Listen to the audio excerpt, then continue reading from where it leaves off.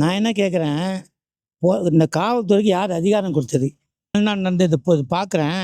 இத வந்து காவல்துறை போறாங்க. இவங்களுக்கு யார் அதிகாரம் கொடுத்தது? ஆடு வெட்டவும், மாடு வெட்டக்கூடாதுன்னு. இவங்களுக்கு அதிகாரமே கிடையாதே! சரி, உச்சநீதிமன்றம் தீர்ப்பு குடுத்துச்சுன்னா, அது குறித்து வந்து தமிழக அரசு எடுத்த நடவடிக்கை என்ன?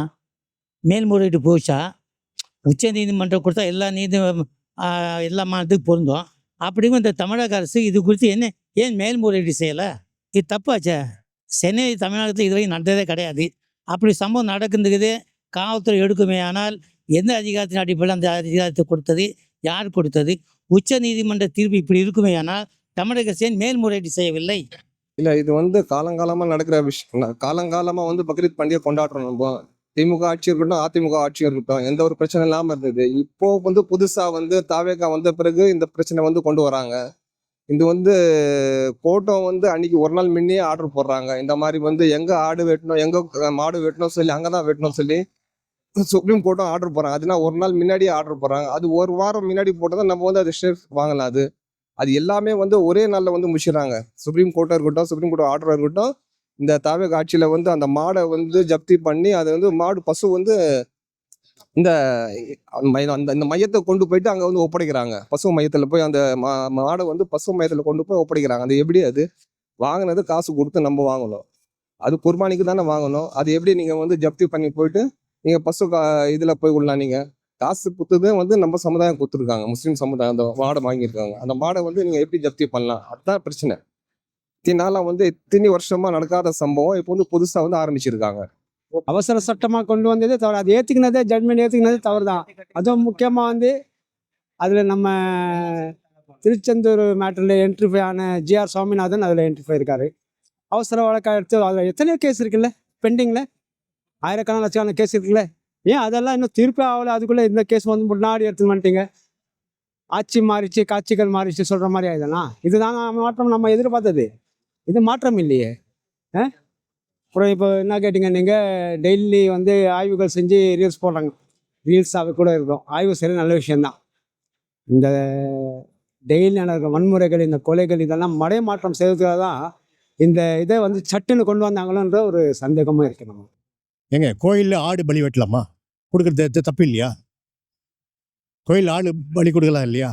ஆடு கோழி எல்லாம் கொடுக்குறாங்க இல்லையா? அது தப்பு இல்லையா? முஸ்லீம்ஸ் மாடு மாத்திரமா வெட்டுறாங்க, ஆடு இது ஒட்டகம் எல்லாம் வெட்டுறாங்க. மாட்டுக்கறி இங்கே வந்து சகஜமாக புழங்குது. இந்த ட்ரிப்ளிகனில் பார்த்தீங்கன்னா, இந்த ஹைரோட்டில் பார்த்தீங்கன்னா பீஃப் பிரியாணி நிறைய இருக்கும். ரோட்லேயே இருக்கும். எல்லாம் முஸ்லீம்லாம் சாப்பிட்றாங்க, எல்லாம் கலந்து தான் சாப்பிட்றாங்க. ஆமாம், இந்துஸ்ங்க தான் நிறைய இருக்காங்க. அந்த பீஃப் பிரியாணி, மட்டன் சுக்கா எல்லாம் சாப்பிட்றது தான் அவங்க தான் அதிகமாக சாப்பிட்றாங்க. அரசியல் தான், ஆர்எஸ்எஸ் தான் காரணம், வேறு ஒன்றுமே இல்லை. ஆர்எஸ்எஸ் தான். இது எங்கே ஆரம்பிச்சது? கோயம்புத்தூரில் ஆரம்பிச்சது. கோயம்புத்தூர் என்ன இடம் உங்களுக்கு தெரியும்? ஆர்எஸ்எஸ் கோட்டைன்னு சொல்லுவாங்க. அங்கே ஆரம்பித்த பிரச்சனை தான் அது. இதுக்கு சாதகமாக சில ஜட்ஜஸ்க்கு, வக்கீல்கள்லாம் இது பண்ணுறாங்க. எவனோ ஒருத்தன் போட்டான்றதுக்கே ஊர் ஃபுல்லாக சாப்பிடக்கூடாதுன்னு சொல்கிறது எப்படி நியாயம்? அது நம்மளுடைய இடத்துல நம்ம செய்யக்கூடாதுன்னு சொன்னால் அது தப்பு இல்லை. அது நான் உங்கள் இடத்துல வந்து செஞ்சால் அது தப்பு. என் இடத்துல நம்ம மார்க் என்ன சொல்லுதோ அதுதான் நம்ம செய்கிறாங்க. அது செய்யும்போது அதில் நீங்கள் அந்த குறுக்கிட்டிங்கன்னா இது வந்து யூபி, பீகாருக்கு ரெடி ஆகிற மாதிரி தெரியுது. இது திணறாரு அவருக்கு ஒன்றும் புரியல சார். அவருக்கு எதுவுமே புரியல. அதாவது கண்ணு கட்டி காட்டில் விட்ட மாதிரி இருக்குது அவர். இதுலேருந்து மீண்டு வர்றதுக்கே அது இருக்க மட்டும் தாங்க மாட்டாரான்றது சொல்ல முடியாது. ஒன்று சொல்லுவோம், அப்படியே போடுவீங்களா? விஜய் சாருக்கு வந்து ஒன்றும் தெரியாதுங்க அரசியலை பற்றி. அவர் தெரிஞ்சுக்கிறதுக்கே வந்து 3 வருஷம் ஆகும், இல்லை 2 வருஷம் ஆகும். எந்தெந்த டிபார்ட்மெண்ட்டுக்கு என்னென்ன பவர் இருக்குது, என்னென்ன பண்ணணுன்னு அவர் வந்து இப்போ தான் வந்திருக்காரு. தெரிஞ்சுக்கிட்டாக்கா செய்வார். தெரிஞ்சுக்கிட்டாக்கா எல்லாம் சில அரசியல் காரணங்களுக்காண்டி நடக்கிறது தான். பல அரசியல் காரணங்களுக்காண்டி அவங்க மக்கள் வந்து ஒத்துமையாக தான் இருக்காங்க எல்லா இடத்துலையும்.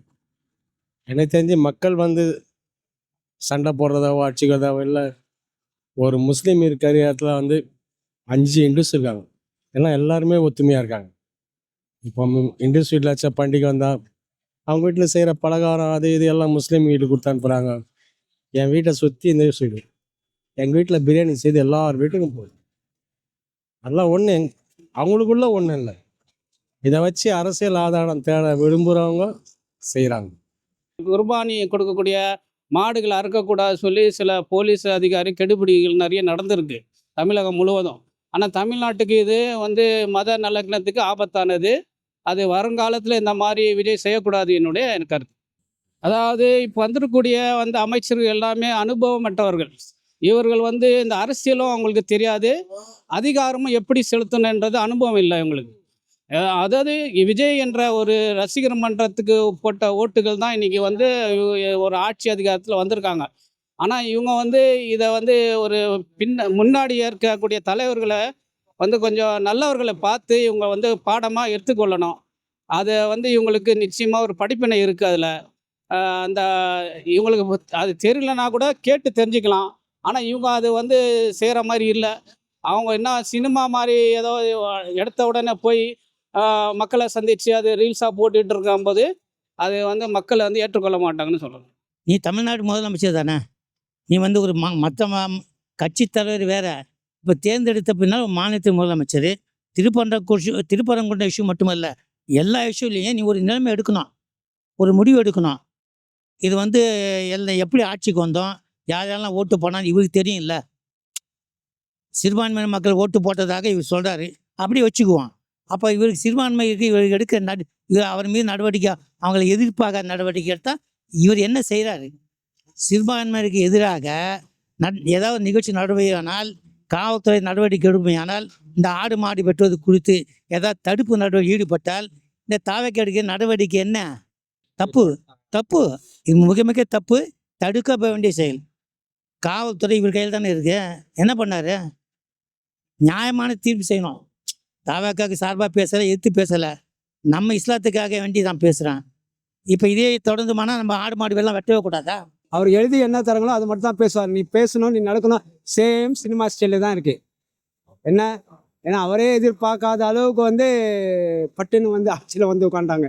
இது ஒரு பக்கம் ஒரு சாதனையாக இருக்கட்டும். இந்த கொடுத்த வாக்குறுதியை நிறைவேற்ற முடியாது. இந்த தைரியத்தில் வாக்கு கொடுத்தாங்க, நாம் வரமாட்டோம் அப்படின்னு. சரி வந்துட்டார். இப்போ இந்த எல்லாம் நடக்கிறதெல்லாம் பார்த்தா இப்போது டெல்லிக்கு போகிறாங்க மற்ற சிஎம் எல்லாம். தமிழ்நாட்டுக்கு எத்தனை பிரச்சனை இருக்குது, என்னென்ன தேவையோ அதை பற்றி தான் பேசிட்டு வருவாங்க. வெளியில் வந்தாலே டெல்லி ஹவுஸ்கிட்டயோ இல்லை எங்கேருந்து வராங்களோ அங்கேயோ இன்டர்வியூ கொடுப்பாங்க. ஒரு சாதாரண மீட் மாதிரி இருக்குது இது. இங்கேருந்து தமிழகத்துலேருந்து ஒரு மாநில அரசாங்கத்து முதலமைச்சர் மத்திய சர்க்கார்கிட்ட போய் பிரதமரை மீட் பண்ணுறாருனாக்கா நமக்கு என்னென்ன தேவைகள் இருக்குது, என்ன பிரச்சனைகள் இருக்குது. இப்போ தான் புதுசாக வந்திருக்கேன்னா பணம் கம்மியாக இருக்குது, கரண்ட் ப்ராப்ளம் இருக்குது, இதெல்லாம் சரி பண்ணணும், இதுக்கு நீங்கள்லாம் சப்போர்ட் பண்ணணும் அப்படின்னு சொல்லி கேட்கணும். இந்த மீட்டிங்கில் ஒன்றுமே இருக்கிற மாதிரி தெரியலையே. ராகுல் காந்தி கூட மீட்டிங் இருந்தது, அவங்க அம்மா சோனியா காந்தி அம்மையார் கூட மீட்டிங் இருந்தது. ரெண்டுமே திடீர்னு ரத்து பண்ணாங்க. எப்படி எலெக்ஷன் டைமில் இவர் பிரச்சாரத்தை ரத்து பண்ணிட்டு போனாரோ அதே மாதிரி இது பண்ணிட்டு போகிறாரு. இந்த இதை கொண்டு வராங்க, சட்டத்தை கொண்டு வராங்க, ஆடு மாடு பலிங்கிறது. இது வந்த உடனே இது சிஎம்க்கு தெரியாமலாம் இருக்காது. சிஎம் உடனே அதில் ஆக்ஷன் எடுத்து இருக்கணும். இதுக்கு முன்னாடி இந்த சிஎம்லாம் அதான் ஆக்ஷன் எடுத்திருக்காங்க. அது அண்ணா திமுக இருக்கட்டும், திமுகவாக இருக்கட்டும், யாராக இருக்கட்டும், அவங்க முதல்ல அது ஆக்ஷன் எடுத்து அதுக்காக போராடுவாங்க. மக்களாக நிற்பாங்க. இன்ஸ்டாகிராமு ரீல்ஸ்லாம் நான் பார்க்குறதே கிடையாது. அதனால் அதை பற்றி எனக்கு ஒன்றும் தெரியாது. மற்றபடி ஸ்டாலின்லாம் நல்ல ஒரு சிறந்த அரசியல்வாதி, முதிர்ந்த அரசியல்வாதி, தொலைநோக்கு திட்டத்தோடு செய்கிறவர். எல்லாம் ஜனங்க அவர் அநியாயமாக தோக்கடிச்சிட்டாங்க. அவ்வளோ வேறு ஒன்றும் சொல்லணும். அது காலகாலமாக உருவானது. இப்போ திடீர்னு வெட்டக்கூடாதுன்னா என்ன மாறாது? இது இப்படி என்ன மாறாது வெட்டக்கூடாதுன்னா? அவங்க வீட்டில் அவங்க வெட்டுறாங்க, இவங்க எதுக்கு தேவையில்லாமல் தலையிடுறாங்க? தடை இல்லாமலே இருந்துடலாமே. ரியல் ஆட்சின்னு சொல்ல முடியாது, ரீல்ஸ் ஆட்சி மாதிரி தான் போயிட்டு இருக்கு. ரியல் ஆட்சி நல்லா நடவடிக்கை சிஎம் சார் எடுத்தால் நல்லா தான் இருக்கும். ஆனால் இது வரைக்கும் எதுவுமே எடுக்காதது தான் ஒரு குறையாக இருக்குது இப்போது. ஏன்னா போன ஆட்சியில் எதனா நடவடிக்கைன்னா ஓரளவுக்காச்சு எடுத்தாங்க. இந்த வாட்டி எதுவுமே நடவடிக்கை எடுக்கல. இந்து முஸ்லீம்களுடன் சண்டை மூட்டணும், அந்த மாதிரி தான் நடக்குது. தமிழ்நாட்டில் ஒத்துமையாக இருக்காங்க, இந்து முஸ்லீம் கிறிஸ்டின் எல்லாமே. ஏதாவது ஒன்று பண்ணி சண்டை மூட்டணுக்காக நடக்கிற வேலை அது. அவர் ப்ரெஸ் மீட் வச்சாலே போதும், பேட்டி கொடுக்கணும். ஃபஸ்ட்டு பிரதமரை பார்த்தாருன்னா வெளில என்ன பேசணும், எதுக்காக போனேன் அதுவும் சொல்லணும். அவர் சொல்லலை. நாம பார்த்தா டெல்லி போனால் காங்கிரஸ் போய் மீட் பண்ணணும், அதுவும் அவர் மீட் பண்ணல. அவர் டெல்லி போனால் திரும்பி வந்துட்டார். பேசணும் பேச மாட்டேன்றாரு. மோடியை ஃபாலோ பண்ணுறாரு, பிரதமர் மோடியை ஃபாலோ பண்ணுறாரு. அவர் இது வரைக்கும் ப்ரெஸ் மீட்டே கொடுத்தது கிடையாது. உங்களுக்கெல்லாம் தெரியும். அதே தான் வாய் திறந்தாதுன்னு வம்புன்ற மாதிரி ஒதுங்கி போகிறார். பத்திரிகையாளர்கள் அவங்க இஷ்டத்துக்கு எழுதுறாங்க. 10 நிமிஷம் இருந்தார், 15 நிமிஷம் இருந்தார், இதுதான் கேட்டாங்க, இது 4 திட்டம் இது பண்ணியிருக்காங்க அப்படின்னு பத்திரிகைக்காரங்க மூலியமாக தான் நமக்கு தெரியுது. அவங்க என்ன உண்மையில் உள்ளே போய் என்ன பேசுகிறாங்க நமக்கு தெரியாது. அது வெளியில் வந்து சொன்னால் தானே தெரியும். நான் இதெல்லாம் பிரதமர் கேட்டிருக்கேன், பிரதமர் செய்கிறேன்னு வாக்குறுதி கொடுத்துருக்காரு அப்படின்னு சொன்னால் மக்களுக்கு நம்பிக்கை வரும் இல்லையா? அந்த நம்பிக்கை இப்போ இல்லையே. நீ இந்த ஆட்சிக்கு வரதுமா நீ என்ன சொன்ன? இதுக்கு முன்னால் இந்த திமுக குறை சொன்ன இல்லை? அப்போ நீ அந்த குறையெல்லாம் இல்லாமல் நடந்துக்கணும். வன்முறை நடக்காமல் பார்த்துக்கணும், வன்கொடுமை நடக்காத பார்த்துக்கணும், பாலியல் குற்றங்கள் நடக்காமல் பார்த்துக்கணும், இந்து முஸ்லீம் சண்டை வராமல் பார்த்துக்கணும். இதெல்லாம் நீ சொன்ன இல்லை? இப்போ டெய்லி நடக்குதா? அப்போ என்ன பார்த்துட்டு இருக்க? ஏன் ப்ரெஸ் மீட் பண்ணுறது இல்லை? இப்போ என்ன மீட் பண்ணுறீங்கள? என்ன கேட்குறீங்கல்ல? ஒரு நடுத்தரம் நின்று கேட்குறீங்கல்ல? ஏன் இதே மாதிரி அவரை கேட்க வேண்டியதான் நீங்கள்? இல்லை இவர் ஏன் கொடுக்கல ப்ரெஸ் மீட்டு? இது வரைக்கும் ஒரு ப்ரெஸ் மீட் பண்ணல. டெல்லிக்கு போனார், ஏன் ப்ரெஸ் மீட் கொடுக்கல? இங்கே எத்தனை தடவை ப்ரெஸ் மீட் கொடுத்தாரு? இதுக்கு முன்னெல்லாம் கொடுத்துருக்காங்க.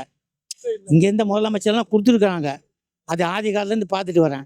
இப்போ இவர் இது வரைக்கும் ப்ரெஸ் மீட்டில் சொல்லணும் இல்லை? ஒன்று நடக்கும், எல்லாம் ஆடு மாடு வெட்டக்கூடாது அப்படின்னு வருவாங்க, நாங்கள் பார்த்துட்டே இருக்கோமா? இந்த இஸ்லாமியரை பார்த்தா பார்த்துட்டு இருப்பாங்க முடியுமா? ஒரு சின்ன குழந்தை எது ஏன் வந்த? கற்றுக்கிட்டு இல்லைங்க, அனுபவம் வேணும். நீ அனுபவமே இல்லை. உனக்கு என்ன அனுபவம் இருக்கா? ஜெயலலிதா வந்தாங்க, நடிகை வந்தாங்களோ அவங்க இருந்துட்டு வந்தாங்க. எம்ஜிஆர் வந்தாருன்னா அவர் கட்சியில் இருந்துட்டு வந்தார். நீ எந்த கட்சியிலேருந்து வந்த? உனக்கு என்ன அனுபவம்? அனுபவம் எப்படின்னா கற்றுக்கிட்டு தான் வர முடியும். அந்த அம்மா வந்தாங்கல்ல, அவங்க நடிகை தானே, எம்ஜிஆர் நடிகை தானே, ஒரு கட்சியில் இருந்தாங்க, எல்லாத்தையும் கற்றுக்கிட்டு வந்தாங்க. தவிர தப்போ தைத்து நீ எதுலேருந்து கற்றுக்கிட்டு வந்த? ஆனால் நீ அனுபவம் இல்லாத ஆள். மற்றவங்க அனுபவசாலி கூட வச்சுக்கணும், ஊழல் இல்லாத ஆளை வச்சுக்கணும். யாரு? ஊழல் இல்லாதவங்களை பார்த்து வைக்கணும். அப்படிப்பட்ட ஊழல் இல்லாத ஆளுங்க கிட்ட இருக்காங்களா? இப்போ சேர்றாங்களே, யார் வந்து சேர்றாங்க? ஊழல் உள்ளவொன்னா சேர்த்துட்டு கிடக்கிறேன். ரொம்ப மகத்தான தப்பு, மிக மிக மோசமான தப்பு, தவறு. இனியாச்சும் இந்த விஜய் அரசாங்கம் இந்த தவறுகளை திருத்திக் கொள்ளணும். திமுக ஆட்சி இருக்கும்போது வந்து ஸ்டாலின் சார் வந்து ரொம்ப சரியான வந்து உத்தரவு போட்டு காவல்துறை வச்சு அந்த நடவடிக்கை எடுத்தாரு திருப்பரங்குன்றத்துல. இப்போ இருக்கிற இந்த முதல்வர் வந்து டிவிகே முதல்வர் தான் நம்ம பார்ப்போமே அவர் என்ன பண்றாரு சொல்லி. இந்த திருப்பரங்குன்றத்தை வந்து இஷ்யூ வந்து அவர் எப்படி தடுக்கிறாருன்னு பார்ப்போம். இந்த ஆட்சியில வந்து நம்ம பார்க்க தானே போறோம். இல்ல விஜய் சார் வரும்போது அதானே சொல்லிட்டு வந்தாரு, குழந்தைங்க வந்து கற்பழிப்பு, திமுக ஆட்சியில வந்து லேண்ட் ஆர்டர் வந்து வெறும் வந்து ரொம்ப வருஷத்து சொன்னாரு. இப்போ அவர் ஆட்சி அதோட ஜாஸ்தியா தான் இருக்குது. அவர் சொன்ன வார்த்தைக்கு வந்து இந்த தாவேக ஆட்சியில் வந்து அளவுக்கு மீறி போயிட்டு இருக்குது. ரேப்பு, கொள்ளைகள் எல்லாமே நடக்குது. யார் அது வந்து கேள்வி கேட்குறா? யாரும் கேட்க மாட்டேன்றாங்க. வெளிப்படைத்தன்மை இல்லை அவர்கிட்ட. ஒரு பிரதமர்கிட்ட போய் பேசும்போது, சிஎம் போய் பேசுறாருன்னா அது வந்து மக்களுக்கு வந்து மத்தியில் வந்து ரிப்போர்ட்ல வந்து கிளீனா கொடுக்கணும். நான் வந்து இதை பத்தி பேசினேன், அதை பத்தி பேசினேன். இவர் வந்து போயிட்டு என்ன பேசினார் யாருக்கு என்ன தெரியும்? அவர் பேசினது வந்து மக்களுக்காக பேசினாரா, இல்லை அவருக்காக பேசினாரா, இல்லை என்ன விஷயமா பேசினாரா, அது யாருக்கும் புரியல, ஒன்றும் புரியல. இது வந்து ஆட்சி இன்ஸ்டாகிராம் ஆட்சி தானே இது. எல்லாமே வெளியில வரும். அவங்களுடைய எல்லா விஷயங்களும் இப்போ வந்து வெளில வரதான் போகுது. நல்லது செஞ்சா மக்கள் ஏற்றுவாங்க, இல்லை கெட்டது செஞ்சா மக்களுக்கு தகுந்த பாடம் கொடுப்பாங்க. மிஸ்டர் பர்ஃபெக்ட் எக்ஸ்ட்ரா கோல்டு திருமணமான ஆண்களுக்கு திருப்பு முனையை ஏற்படுத்தும் ஹலாலான இயற்கை வியாகரா. 60,000க்கும் மேற்பட்ட திருப்திகரமான வாடிக்கையாளர்கள், 500க்கும் மேற்பட்ட வாடிக்கையாளர்களுக்கு குழந்தை வரமும் கிடைத்துள்ளது. வயதான பலகினமா, சுகர் பலகினமா, இனி கவலை வேண்டாம். உங்கள் இல்லறம் நல்லறமாக அமைய உடனே ஆர்டர் செய்யுங்கள். மேலும் விவரங்களுக்கு கீழுள்ள எண்ணை அணுகுங்கள்.